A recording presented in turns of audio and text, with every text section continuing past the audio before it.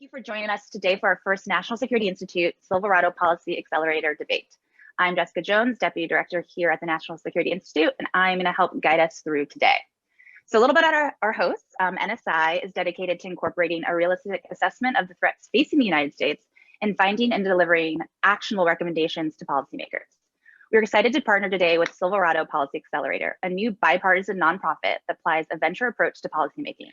It incubates and accelerates the adoption of bold ideas and that solve critical policy challenges. So our first debate with Silverado. Some of today's biggest threats facing the United States and like-minded democracies arise in the cyber domain. Right now, a debate rages in the policy community over what strategies best protect cyber interests. And today we put those strategies before you guys, the audience. So for today's debate, the motion on the table is the best form of defense in cyber is defense. We've got two teams today. The first to argue in the affirmative and on the side of cyber defense, we've got Kieran Martin and Heather Adkins. Kieran Martin is the former CEO of the UK's National Cyber Security Centre, which provides advice and support for the public and private sector on how to avoid computer security threats. Prior to running NCSC, Kieran held a series of senior roles in the UK's Cabinet Office, including Director of Security and Intelligence. He's also currently now a professor at the University of Oxford and brings a distinguished British dialect to the conversation. Heather Adkins is the Director for Information Security and Privacy at Google. She is a 16-year veteran at Google and a founding member of the Google security team. She's built a global team responsible for maintaining the security and safety of Google's networks, systems, and applications. She's also part of the Defending Digital Democracy project at the Belfer Center at the Harvard Kennedy School. Now, to argue in opposition to the motion on the side of cyber offense, we've got Dimitri Alperovitch and Jamil Jaffer. Dimitri is co-founder and chairman of the Silverado Policy Accelerator, and he is co-founder and former CTO of CrowdStrike. He's also currently a senior fellow at Harvard Kennedy School Belfer Center's Defending Digital Democracy project as well, and senior fellow at the Atlantic Council. He is also on the NSI advisory board. Thank you. Last and certainly not least, we have my boss, Jamil Jaffer, who is the founder and executive director of NSI. He's also an assistant professor of law and director of the National Security Law and Policy Program at the Scalia Law School at George Mason University. He's affiliated with Stanford University's Center for International Security and Cooperation and was previously a visiting fellow at the Hoover Institution. So thanks to all of our debaters for joining us. Some distinguished bios there. Okay, today's debate. So I just want to go over with the audience really quickly the event format. It's based loosely off the Oxford debate style. So we're going to kick off the debate today with an audience vote on where you stand on today's motion. And then we're going to go into opening arguments, a rebuttal section, and then important for you guys, we're also going to have time for Q&A from the audience. So please submit your questions in the Q&A function, which is at the bottom of your screen. Don't hesitate and wait to do it later in the program. There's a whole bunch of you, so get them in when you think of them, please. After that, we're going to go to closing arguments and then a final vote to see if our teams have swayed your mind in any direction. Okay.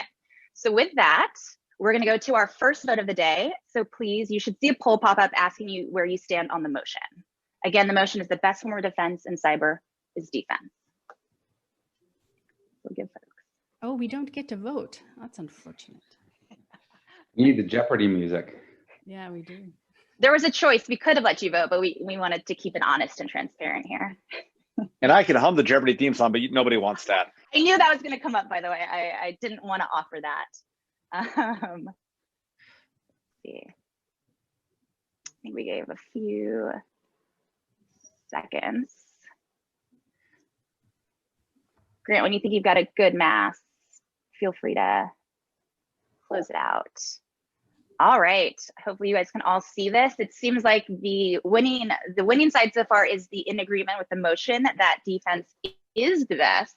So let's see what happens after today's event. Okay, so first up, we've got an opening argument. We have Heather on the side of the affirmative in cyber defense. Thanks, Jessica. So for the past few weeks, our opposition in this debate has been waging a preemptive strike, a war for your hearts and minds on Twitter, trying to influence your vote. They've been throwing this quote around that offense is the best defense. And this axiom might have been true for someone like General George Washington, Commander-in-Chief of the Continental Army. He's often associated with such a quote. But we have to remember that Washington lived in a world with hills and farms and rivers and forests. If he gained a position on the battlefield, it was exclusively his. he could deny it to his adversary. But that's not how the internet works. Information can be copied, servers duplicated, adversaries can easily move between Amsterdam and Indonesia. In fact, multiple adversaries can occupy the same battle position in cyberspace, sometimes without even knowing the other is there. If you take their Bitcoins, they can mine some more. Seizing ground on the internet does not guarantee that you've removed it from the adversary's hands. It doesn't necessarily deny it. So when offensive says they're doing a good job, they're not actually as effective as they'd like to think. Let's also consider that when Washington crossed the Delaware River, he gained Trenton, New Jersey, but he knew that he could only keep it if he had a good defense. Defense is necessary. Indeed, when the offense is firing their cyber weapons into cyberspace against their cyber targets, having practiced it in their cyber range, who's manning the walls at home? It's defense. And when doing so, defense has immense freedom to act. As a defender, I don't need to go through an equities process to put a firewall on my network. I don't need a judge to approve my use of two-factor authentication to prevent phishing every time I want to prevent phishing. I have many solutions at my disposal. I can use one, I can use 100, I can layer them. I can reuse them without degrading their effectiveness. And really good solutions don't need to be a secret from my adversary. We can share tactics. We can defend each other on the internet. We can help one another. And not only is this acceptable, it's expected. In short, defense is the norm. It's what people expect. It's flexible, it's continuous, it's ongoing. We have immense freedom to act, with one exception: the use of offense for defense. If we take a narrow definition that offense means things like hacking first, hacking back, or hacking to take down, these are not options available to organizations that operate within the law. And it's ill-defined what norms exist for everyone else. Finally, on the shores of the New World, Washington had but a few adversaries, the British, the Hessians, and so on. But we have thousands on the internet. I think sometimes we forget just how complicated this space is. So we can't just be talking about the US. We can't just be talking about the governments. There are billions of people who are increasingly connected with one another in this digital space. And we rely on international partners and service and information providers. And imagine what chaos would ensue if offensive techniques were regularly deployed on the internet for the purpose of defense. We'd be astounded by the fragility of the internet. Bandwidth would be consumed, servers would go offline, our banks would be unavailable, user trust would be undermined. We'd start to doubt the information we see, and we would wonder if we're safe. And our defensive teams would be absolutely exhausted from a constant onslaught of uncontrolled escalations. But come to think of it, it does actually sound a little familiar. Maybe we're already in the middle of this escalation. So as the offense defends their position today, consider this pivotal question. Can you think of a time when offensive capability, a vulnerability, an exploit, a technique, not only failed to stop the adversaries in the larger sense, but in fact emboldened them, inspired them, enabled them? And did they take that capability and use it against us? And if you can think of a time that they did that, you have to really wonder if offense is the best defense. Thank you.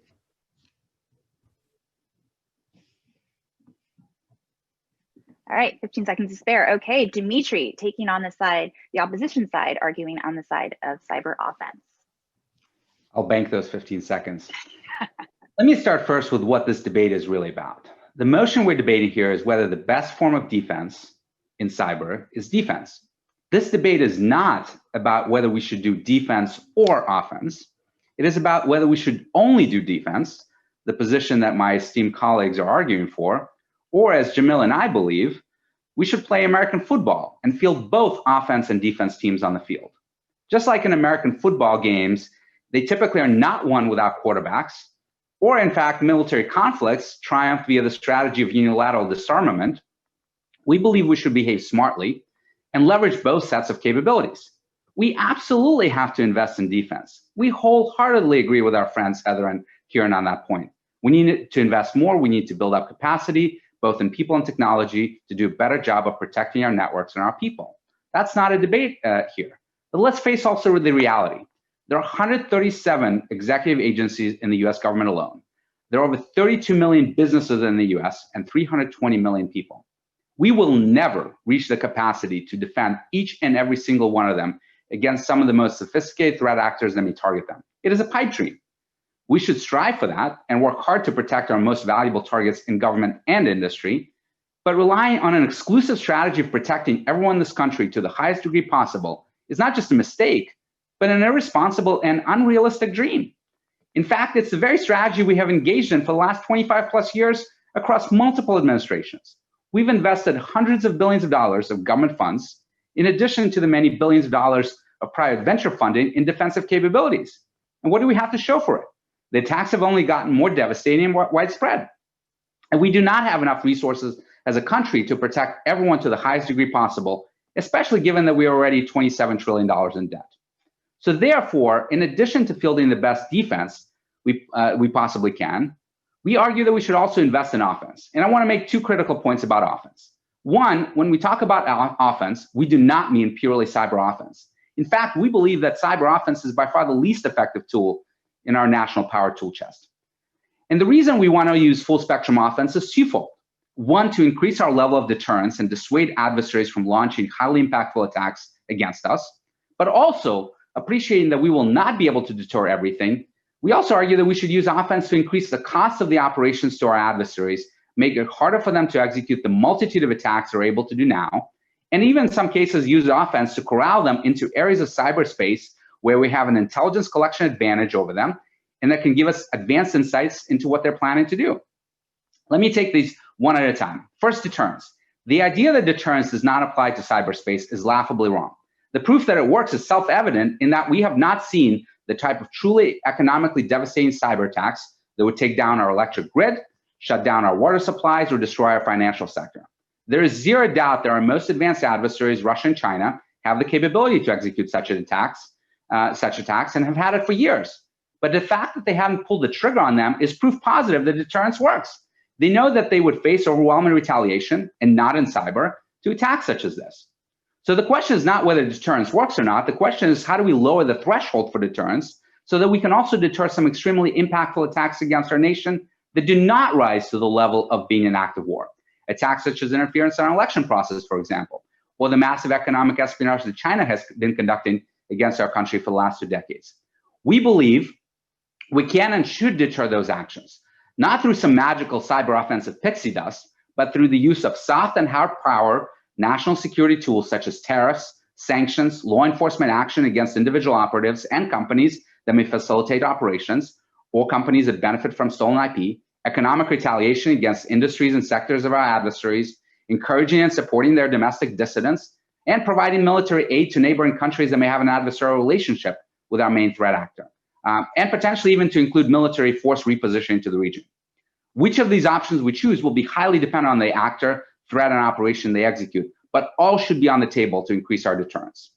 Second, cyber offense. We are not arguing that cyber offense alone is going to be effective in increased deterrence, but it is still important to execute offensive actions to take down adversary command and control servers, use treasury authorities to take down their payment systems that they use to procure domains and hosting infrastructure, and generally make life difficult for their operatives to continue executing operation against us.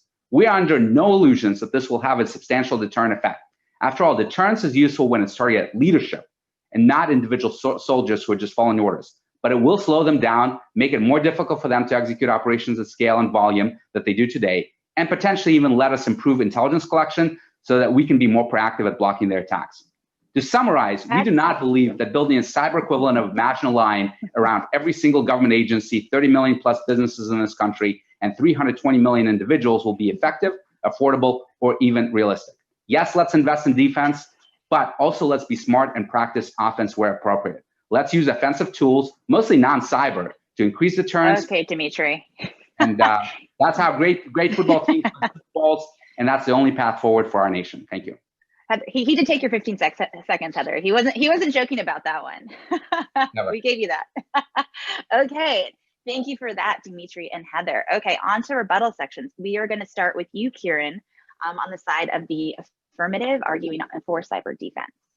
Dimitri, you set these really strict norms for the debate and then you trashed through them. I mean, what better illustration of the case for offense could you have possibly made, even of just behavior? Look, first of all, thanks to opponents for organizing this debate. And I genuinely mean this because, frankly, it's something that our governments need to do more of, and for reasons that I don't quite understand, they're not airing these discussions. So thank you for responding to my incendiary call for better defense with a C on Twitter and arranging this. A bit in trepidation about the vote, because my last job before cyber, I worked on the Scottish independence referendum, and the polls started out in exactly that place, with a 2-to-1 majority in my favour, and when the vote came, it was pretty much knife edge.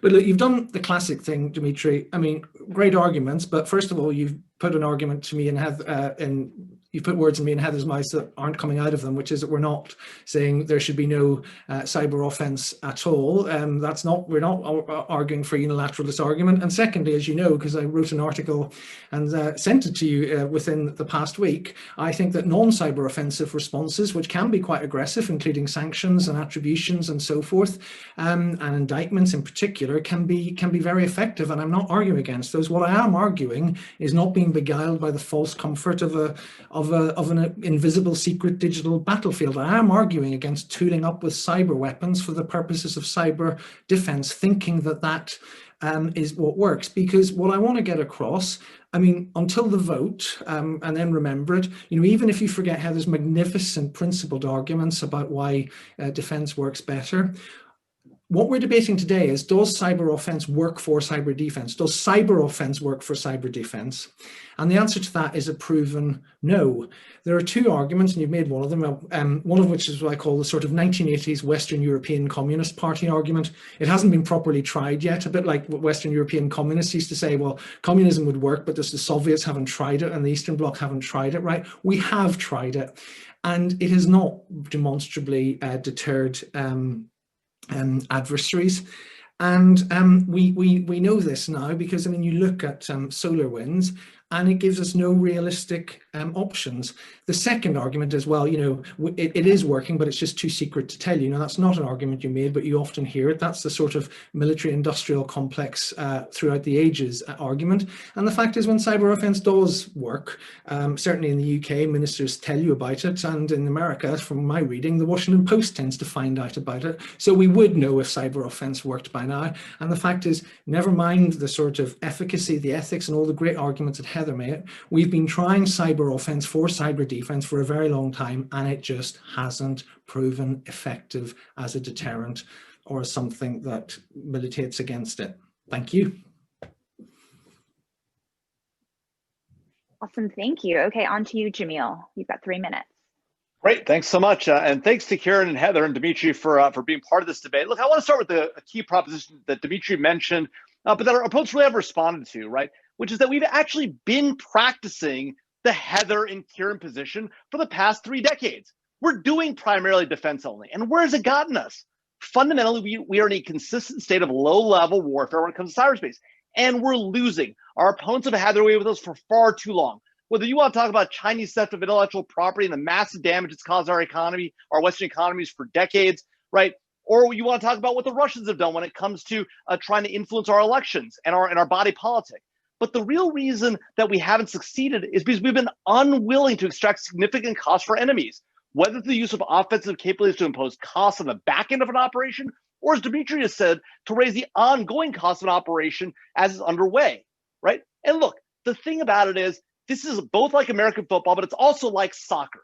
When you're on the battlefield, right, you're both playing offense and defense at the same time. And how do you keep the offense from succeeding, from scoring goals on you? Well, you go try to steal the ball from them and you score on their goal. Then they get on the defense. And that's how you can be most effective, right? So it's not that you have to pick one or the other. You've got to do both. And this idea that Kieran has laid out for us that, well, it's not that they're arguing just for pure defense, that they need offense too. Great. Well, let's do that. Let's go offensive, and let's not just do it in cyberspace. Let's do it across the board. It's not, offense doesn't have to be limited. This theory that we have to operate only in cyberspace to respond to cyberspace activities is not the reality. Imagine if all Manchester United did was play defense, right? Not only would they never win a game, they'd lose the game by more rather than if they'd play that combined offense-defense capability. So the fact of the matter is that you can't just play defense. And if you're going to play offense, you got to play offense to win. If you play offense to win, not only will you keep the opponent's score down, you'll score more and you'll win. And that's what this is fundamentally about, right? We've tried defense. We've tried primarily defense, and we've lost the game as a result. We got to stop losing. If you're going to win this battle, you got to go on offense. You got to keep it sustained. And lastly, to Heather's point that, well, we'll end up in this hugely escalatory scenario, right? If we both go on the offense side, the fact of the matter is that if you look at the history of human events, right, it's never defense that's won a war. It's always been offense. It's never defense that even stopped a war. It's only when both sides have significant offensive capabilities, are willing to use them, and have made clear what circumstances they'll be used under, that people don't go to war. It's when there's a miscalculation and an expectation that somebody can win as a better offense that we end up going into wars. It's defense only, or defense primarily, that's escalatory, not offense. Wow, I'm shocked that he did not run over. Okay, thank you. So Heather, you're up in response. Thank you. Well, first off, thank you to everyone for putting this together. It's really a delight to have this debate out in the open and to discuss these issues. But let me reject the football analogy, because football is a game played in a confined set of time where the points that you win are clearly defined. In the analogy that we're making for cyber offensive capability, there's really no rules and there's no confined set of time. Even when we think about traditional military warfare, and I'm not a military historian or an expert, but it's obvious even to me that the reason, for example, that the Allies won World War II is that we escalated the offense to the point where there was immense casualty. And it was a very sad state. Is that where we're going with this cyber offensive space, given that it's not time bound and we don't know how to score points? Are we just going to end up escalating to the point where we have some catastrophe and then everybody pulls back? I worry about that. And I worry about these analogies to war for that perspective. The other thing I want to touch on is what Dimitri said, and that our attack surface as defenders is very complex. It's hard to defend. But he makes the defeatist statement that we can't defend everyone. But he fails to miss the logic problem in his argument, in that we have to defend everyone anyway, even if you're using offense. Because the reality is that our attack surface, if left undefended from a defense perspective, offense isn't going to fix that. As Kieran's pointed out, deterrence doesn't work. So what have we done in the last 3 decades, as Jamil has asked? I would say we've done a lot. We have raised the barriers on defense quite a bit. We have solutions that we know are making more defensible infrastructure. And these technologies, we need to continue to innovate them. We need to put our resources, our time, our energy, and our excitement behind this, because it's something we have to do anyway, even if we do use offensive capabilities once in a while.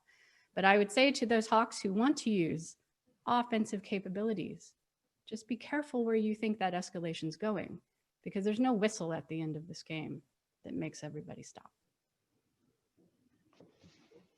Great, thank you. Dimitri. Let me just address this escalatory point, because it's been brought up a lot, and Heather just brought this up now, that if we engage in offense, things will only get worse because our adversaries will be free to execute all kinds of sophisticated attacks. Well, if you believe that, you have not been paying any attention to the last 10 years. Look at attacks like NotPetya, WannaCry, attacks launched with reckless abandon by our adversaries that have caused billions of dollars in damage and have only gotten worse and worse over time. Our adversaries are feeling unconstrained, not because we're engaging in some moderate level of offense, but because they feel like there's no cost to what they're doing. And we have not held them to account either in the physical world and certainly not in cyberspace. And we certainly argue, Jamil and I, that we should be doing more to hold them to account in the physical world, where we have the most leverage to impact the thinking of their leadership versus the individual operatives who are just following orders. So this idea that just doing more offense is going to escalate things is provably false. Things have been escalating without us doing much of offense for the last 10 years already. And simply us getting into the fight is actually going to get our adversaries to stop appreciating our capabilities and start to fear us, which they clearly do not do today. With regards to the idea of protecting everyone, again, we're not arguing against defense. We wholeheartedly agree with Kieran and Heather that more defense is unquestionably good. We should be doing more of it. We should be doing it more smartly. We should be investing in hunting methodologies that focus on assuming a breach and hunting for adversaries and kicking them out. But the landscape that we have to protect is simply too big. Too many companies, too many businesses that will never have enough money to invest in protection, too many consumers that are not educated about the risks online. And yes, we can do more, but we'll never achieve perfection. And for us to really level the playing field, we need to make it harder for our adversaries to launch their attacks. We absolutely have to go after their infrastructure. Procuring covert infrastructure is really, really hard. And if we go after their payment mechanisms, if we do things like the executive order that was published this week of demanding KYC on cloud customers, that makes it harder for them to procure infrastructure in the US. As we saw in SolarWinds, the fact that they use infrastructure exclusively across US cloud providers made it very, very difficult for the US intelligence community to actually see this attack coming. So doing things like that that make it harder for them to operate and at the same time make it easier for us to uncover their operations is what's going to make it a difference for us on the defensive side. So yes, we want more defense, but we also want offense to help defense, and it's clearly possible. Great, thank you. And Kieran, you're up on the side of the affirmative for cyber defense. Thanks. Really good debate. Let me pick up where Heather left off by rejecting sporting analogies. I'm not going to go for an American football analogy because I don't understand it, apart from the fact you don't kick very much. I'll deal briefly with soccer analogies, not least because Manchester United suffered a ransomware attack earlier this season due to weak defences. And as any Manchester United supporter, as I am, will tell you that their 20-year supremacy came to an end for 7 years when they failed to replace the defensive titanic duo of Ferdinand and Vidic. As all successful Manchester United teams of that 20-year period had been based on elite defence. I think also one argument commonly made on your side, but more in political leaderships rather than experts like yourselves, to be fair, is more akin to a boxing ring, that cyber is an enclosed domain. And I've heard this so many times from politicians, including in the US, but you hear it, and you've seen some of it in SolarWinds, but you hear it all the time in the UK. We've been hit in cyberspace, so we will hit back hard, and we have to have these offensive capabilities. So I don't disagree, as I've already said, about things like sanctions and diplomatic retributions. My challenge to your side of the argument is take something like SolarWinds, or even Sony, because SolarWinds is espionage and Sony's not, and just think through what is the offensive toolkit that's of any use. You can be as escalatory as you want, because I've got some sympathy with Jamil's argument that sometimes when you escalate things that it can work out. It can work out fine. But cyber offense just has no history of doing that usefully, and we have been trying it. I'm not going to accept this. Oh, we've been trying defense for ages and we haven't tried offense properly. We have tried offense properly. I signed an affidavit in a British court in 2015 in response to a Snowden legal challenge, pointing out that the UK Parliament enabled it under statute in 1994. We have been trying this. So we've rejected sporting analogies. This isn't sport. It's not war. We know it's not war. It is attritional competition through foul rules. No one has been killed by cyber attacks. SolarWinds is not an act of war. And something we need to come on to, it's not just not war, it's real life. It's our everyday experience of economic, social activity. It's an environment. It's where we live and do so much. And if we just convert this into some covert digital battlefield, that's the wrong answer. We need to build on the sort of improvements that Heather has been talking about and not poison the environment further. Thanks. Great. And then Jamil, last to speak in this rebuttal section. Well, look, this is great. I mean, we've now found something that Kieran and I can agree on, which is he's exactly right. Cyberspace is not a closed battlefield. And in fact, it is just like the real world. It's where we operate, it's where we work. Guess what? In war, we don't bomb places where nobody is. People bomb cities, people bomb factories, people attack troop formations, right? It's the same thing in cyberspace. War and conflict takes place in the real world and has an effect when it affects real people. The same is true in cyberspace. And the fact of the matter is that we are losing that battle today, right? It may be a low-level battle. It may not rise to the level of acts of war every day, but we are getting our breakfast eaten, our lunch eaten, our dinner eaten every day. Intellectual property is walking out the back door. Damage is increasing, right? If we're getting so much better, as Heather says, well, why is the threat growing? Why, as Dimitri points out, are the costs of cyber activities by our opponents getting higher and higher and worse for our economy, right? It's simple. It's because we haven't actually done what Kieran says we have. Sure, no doubt we've engaged in some level of activities, and great, the British Parliament authorized it back in the 90s.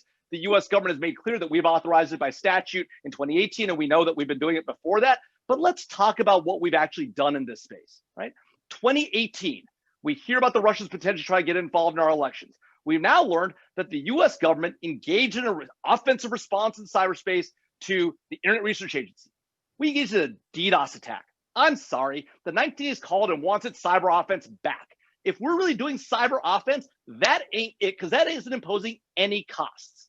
If we're going to engage, whether it's cyber offense or another form of offense, which Kieran purports to be supportive of, well, great. Let's extract real costs, right? So Dimitri and I are not arguing for an offense that doesn't extract costs, or frankly, an offense that's done behind closed doors. We actually advocate for an offense that extracts real pain from leadership and that is done in public. After all, the bully who's harassing the little kid, he's not cowed by that little kid going to tell the teacher about it and being called to the principal's office, and his parents might get called in. He's cowed when that little kid punches him back in the face and bloodies his nose in front of all the other third graders. And the same is true in cyberspace. Until we're ready to punch back and extract costs, it's no shock that the scoreboard is them 50, us 3. All right, thank you. Okay, so we have gotten basically ongoing dialogue in the Q&A box at times. So there's a lot of comments and questions that we've been trying to filter through on our side. We're gonna get to as much as we can. We're not gonna get to everyone, but let's get started. So I'm gonna try to direct questions as much as I can to sides, some to both teams, but we're gonna start a question for the cyber defense folks. Does the SolarWinds attack show that deterrence isn't effective or that it is impossible to defend from all supply chain attacks? Yeah, I can start there. I think the SolarWinds example is an extraordinary example of proof that these attacks are so easy to do. I don't know that if you went on the offensive at any point in human history before today, that you could have prevented the SolarWinds attack using an offensive deterrence of any kind.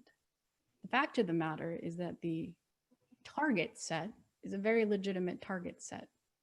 And regardless of whether they're using traditional spying techniques or techniques using the digital realm, the fact of the matter is these targets are going to get spied on. And there's no history of offense that has ever deterred espionage, right? And I can think all the way back to, the Trojan War for some examples. But I do think that on the defense side, the SolarWinds attack is very interesting because we see so many opportunities. These events are always scary and a little bit, they run your adrenaline up. But as defenders, we can look at each of the parts of that attack, and I can see opportunities for how we can just completely eliminate the weaknesses there. When you talk about defending at scale, we can defend at scale when we build common solutions that people can easily use and people can easily adopt. And we see this. This is why people love adopting the cloud, is that they are common solutions that are easy to adopt.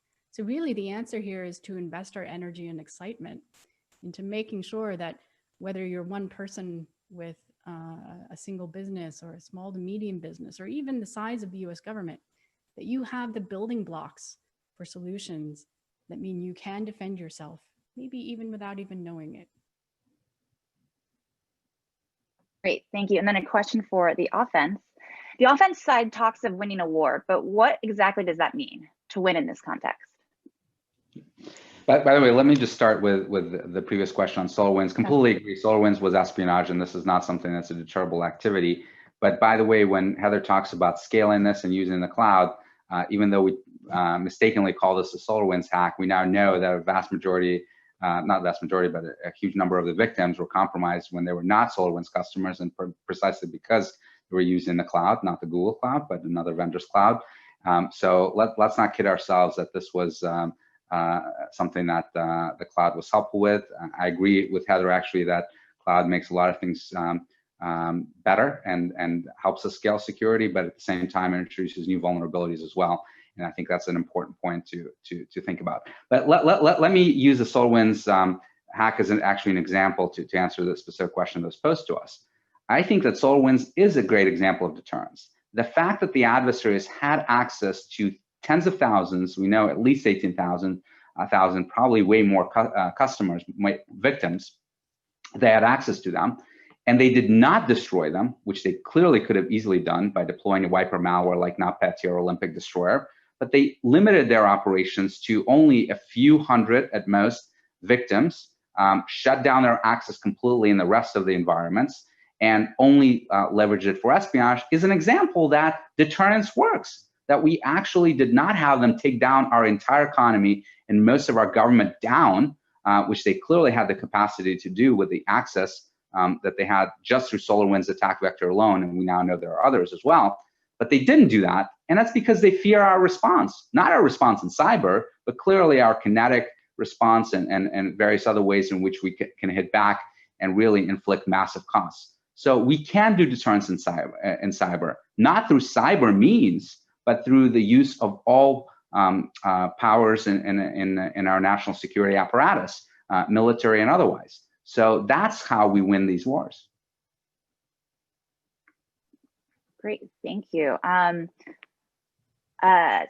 Along those lines, winning wars, so we've gotten a few questions about describing the limitations of cyber offense. Are there any? Should there be a Geneva Convention for cyber warfare? Jamil or Dimitri to start.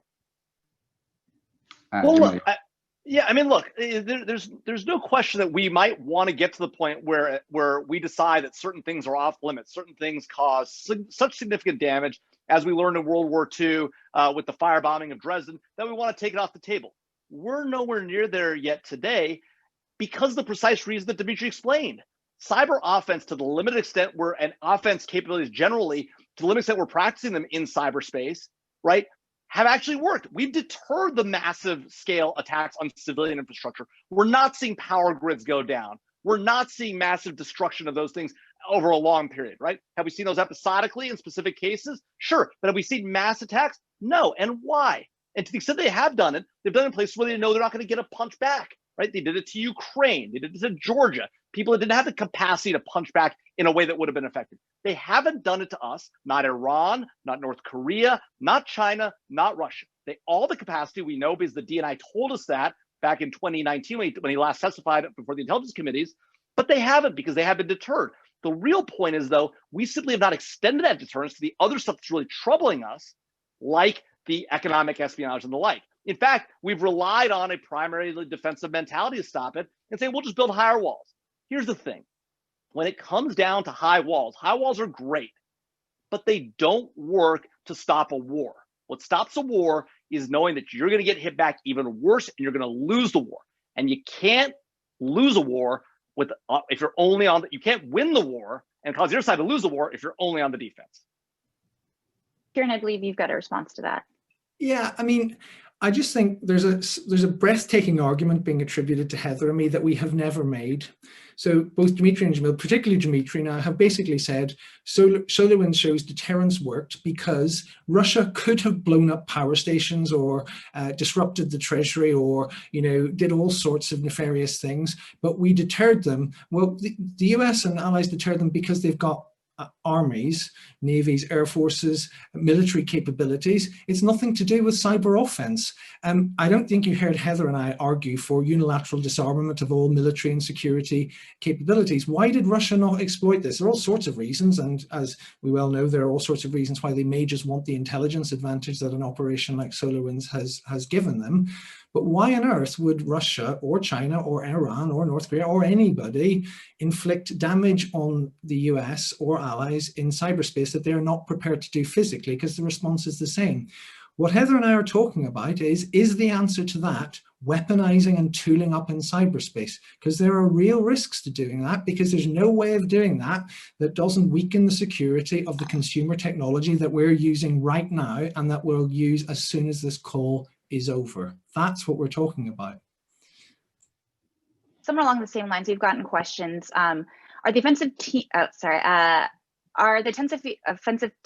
team aware of offensive cyber tools that don't fall into the enemy hands once they've been used? Haven't Stuxnet and others shown great techniques that when first used immediately provided great tools to others to use offensively against us and potentially less ethically? I mean, I'll take that one. I actually did a debate in 2011 on this very point with Ralph Langer, one of the experts in ICS security, where he took the position that now that Stuxnet was out, and it was literally about a year from the discovery of that malware, that we would see factories go down, electric power plants, because everyone had the blueprint of how to attack ICS, and now everyone from nation states to cyber criminals would be doing that nonstop. We're 10 years after that debate. I think me taking the opposite position has proven to be the correct position historically, that these attacks are much harder to copy. Yes, you can copy individual exploits. Yes, you can understand TTPs and adopt them, but just because you have seen a sophisticated piece of malware like Stuxnet that was very targeted, a very specific piece of critical infrastructure in a very specific configuration with very specific hardware, does not mean that you can generalize that attack tool to any other piece of critical infrastructure out there. So this argument about proliferation of cyber weapons, I think, is quite misguided. Exploits are easy to proliferate. Cyber weapons, particularly those that are tailored to particular targets, are actually much, much harder. Okay, for the defense side, we've gotten a few questions. What does more defense look like? From my perspective, more defense is about the fundamentals. Now, we've been dealing with computing for a very long time. There are papers written in the 70s that describe all of the vulnerabilities that we have uncovered over the last 30, 40 years. Really, what we have to get down to is the fundamentals. What are the fundamental root flaws in our systems? Let's just take passwords. Everybody understands how they work. Passwords on computers were introduced in the 1960s, and immediately they realized it was a bad idea because people wrote them on Post-it notes and put them under keyboards. We've been trying to get rid of passwords for a very long time. And I think we've finally got some solutions on the table that can do that. We have technology solutions through organizations such as the FIDO Alliance, which can make passwords irrelevant. How many of you are, when you're not wearing a mask, are using facial recognition to get access to your phone or to do payment transactions? You're not having to remember long, complicated passwords. We need to take these solutions, which we have found, and get them more ubiquitous in the environment. I think we wrote a blog post just last week talking about how we need to do application sandboxing, which would help with things like SolarWinds, because you could put this code that you can't verify in a sandbox, and even if somebody backdoored it, it would have a containment component to it. So we've got these ideas. The problem is getting them out. And if you have an Android phone, for example, we've given you application sandboxing. You have a two-factor token in your phone, right? So it's going to take time, right?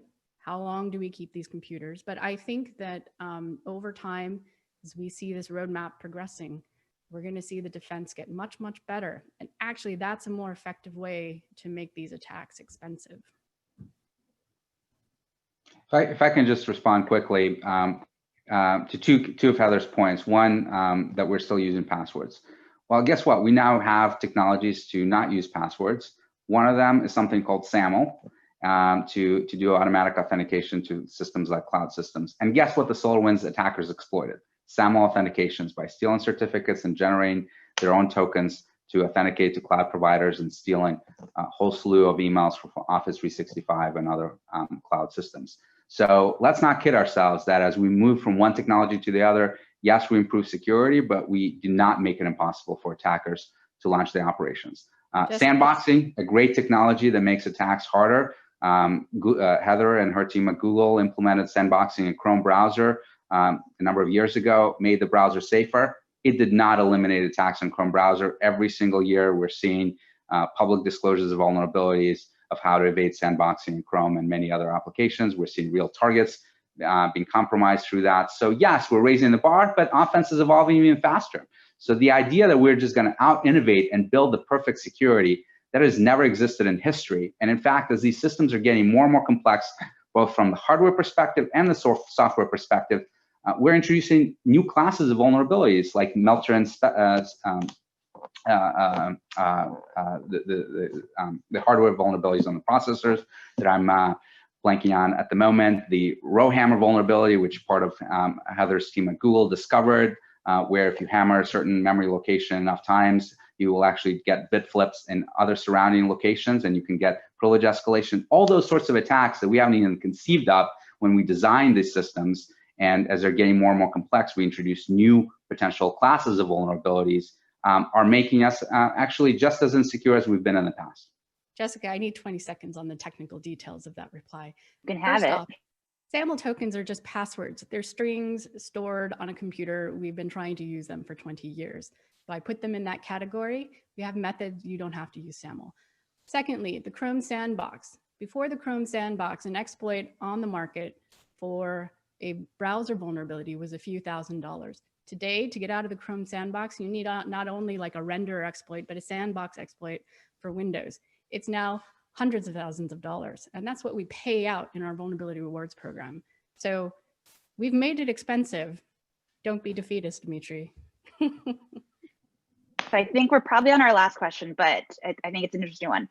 Breach after breach are traced to human error. How does either side account for the carbon-based units in the equation? How can the defense get around that? How can the offense mitigate bad decisions by humans? So I don't know who wants to start. We got I think probably 1 minute per side. Do you want to start? I think maybe 10 seconds. I think the user is really important, but I'll cite facial recognition again. Typing in your PIN is hard. People can see you typing in your PIN. Facial recognition has enabled almost everyone with an enabled phone to turn the lock screen on. Once upon a time, nobody turned the lock screen on their phone. So I think it's a really great example of like when we put good technology in front of users, they're going to make the right choices, and we don't have to force them to make bad trade-offs. And if I can just do a two-finger, I'm not arguing against anything that Heather has said. God bless her and her team for all the work that she has done and many others to make it more to impose costs on the defensive side. We're not arguing against that. We should be doing more of that. We just believe that it's impractical to build perfect security, and the entire history of the cyber domain tells us that. And there are two ways to raise the cost. One is on defense. Let's keep doing that and let's do more of it. But one is also on offense. Let's not ignore that powerful lever. Great. Okay. So we are now into our closing arguments. So we are going to kick it off with Kieran arguing for the motion and cyber defense.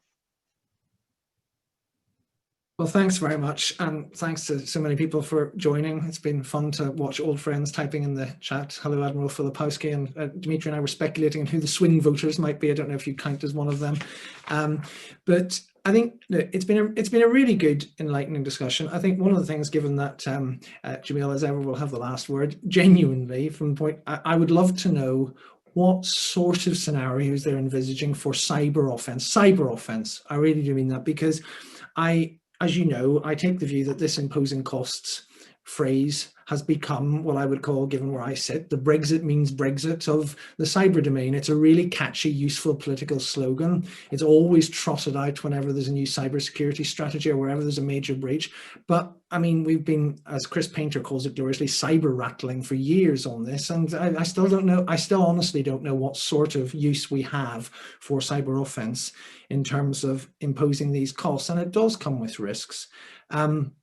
I don't really agree with Dimitri's point saying that just because, you know, Stuxnet was tailored and so forth, that means that proliferation isn't an issue, or that accidental attacks that go beyond the intent of the attacker go wrong. Are we really so good that we will never do a NotPetya? Do we know that?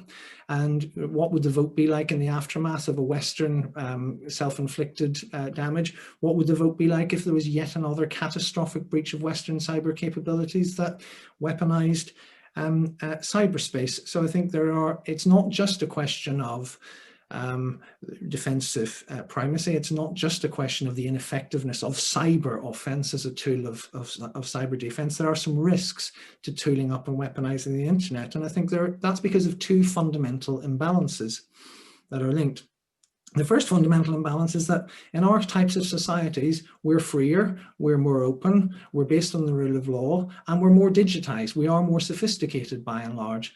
So, you know, that sort of, it's not so much escalation because that implies activity, but that sort of, you know, arms race doesn't do us any favors at all. I remember when a former senior British official, you know, briefed the media that the UK has done some cyber attacks on Putin's inner circle. Someone responded, why didn't you just freeze all the assets of his acolytes in London? That would have actually hurt them. Good point. So there is that imbalance in terms of, cyber arms race does us no favors. And then the other point is that, as someone put in the chat in a question that didn't get taken, we have a fundamentally insecure set of technologies, but we can get after that. We can improve this. This is one of the greatest human inventions of all time. It's not a battlefield. It's not a plaything. It's not a place for sporting analogies. It's a place for economies and societies to live and work as safely as possible. I know you haven't said it tonight, Dimitri, but you've been quoted many times before saying we don't have a cyber problem. We have a problem with specific actors. We have a problem with unknown number of actors, as Heather said, both now and in the future. You know, if we manage to make some accommodation with Russia or China, unlikely that may seem, there'll be somebody else. We've got to improve the security of the digital environment. So my two final pleas. One, don't be beguiled by the argument that if Russia starts killing civilians in cyberspace or China starts killing civilians in cyberspace, that Heather and I are saying there should be no response. That's absolute. We're not advocating the total surrender of national security capabilities. We are saying the future of prosperity and security of our societies lies in focusing on better securing technology. So that's why we believe the best form of defense in the cyber domain is defense. Thanks. Thank you. And then lastly, of course, we've got Jamil Jaffer to round out the opposition to the motion in support of cyber offense. So look, thanks to everybody for participating in this, what I think has been a great conversation and a great debate. And it is great to see a lot of folks here, almost 300, over 300 during the course of the debate. Look, if you're going to vote for Kieran and Heather, you have to believe that cyberspace is fundamentally different than the rest of the world, the rest of human history. That it's unique. Heather started with George Washington, said, you know what? George Washington thought about war like this, and he had specific land he could hold, and cyberspace is totally different. So if you believe that cyberspace is fundamentally different and special and unique, then maybe Heather and Kieran are right. Dimitri, I don't believe that. Dimitri and I believe that cyberspace is just like real space, that you fight battles, you have disagreements, and offense is what prevents other people from getting in your face. It's not defense. Defense has never stopped anybody from engaging in an offensive activity. Defense has never stopped anybody from going aggressive against somebody else. What has stopped them from doing it is the fear that they will get hit back. And that's what Dimitri and I are arguing for. We're not saying it's not important to have a good defense. It is. What is more important, though, is the other side knowing that A, you can respond, what it'll take for you to respond, what your response will be, and that everyone else will see it. That will not only deter them from acting, it will deter other people from acting. And when you raise costs, not just by raising your walls and make the defenses higher, but you raise costs for them while they're acting in the course of the action. That's how you win a war. It's how you win American football. It's how you win soccer, and it's how you'll win the cyber game. And the fact of the matter is, we've been doing the Kieran Heather dance for 30 years. It hasn't worked. Look at the scoreboard. We're losing. If you want to win, the best cyber defense is a good cyber offense. All right. Didn't even take up all this time. I do want to point out, apparently there is a hot debate on Twitter. We've been live tweeting some of this. And so when you guys step away, because you're paying so much attention, do check out your Twitter profiles, especially Jamil and Dimitri. I guess you're getting a little roasted online. So that should be fun. But now, thank you for everyone that stayed tuned. We are on to our final vote. Let's see how it compares to the first one. A poll should pop up on your screen to vote on the motion. See, there it is. We can't vote, so we can't change our Now mind. Now you guys are allowed to no vote mail-in again. ballots accepted, right? And remember, for us to win, the vote just has to move our direction. Oh, yeah, we've now lowered the bar of winning. Okay. Where's Krebs when you need him? Let's give folks some time.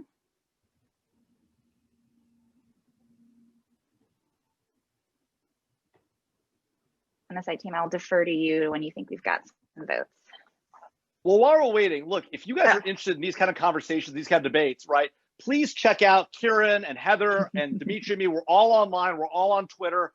Check us out. Check our website, down Silverado. He's gonna take it out of the way. 8% movement. That's a landslide in this country. And by the way, I don't know about these. I don't know about these fake votes. These electors. I don't know what's going on here. I want them. Where's the vice president? Where's the vice president? That was amazing. I'm going to go by the Twitter vote that Jessica said. Yeah, we're actually going to put a vote up on Twitter because we've got so many comments. So we'll see what that math says. But Jamil's point, we are hoping to do more of this and other programs at Silverado and folks in the future. There's also going to be a short survey when you leave this to just comment on this debate, what you want to hear, what you liked, all that stuff. So please take time to do that. Thank you so much for joining us today. This was super fun on our end. Thank you. Thank you.